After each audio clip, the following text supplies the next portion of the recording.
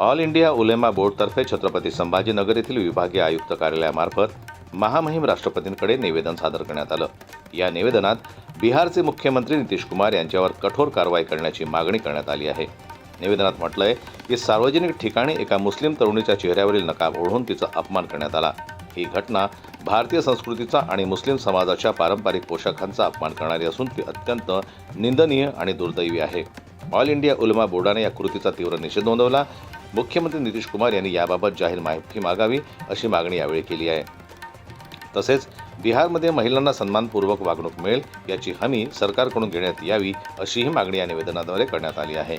जनमत live news करता छत्रपती संभाजीनगरहून दिलीप वरघट यांची रिपोर्ट। मराठी बातम्यांसाठी जनमत लाईव्हला लाईक करा, सबस्क्राईब करा आणि बेल आयकॉनला दाबायला विसरू नका।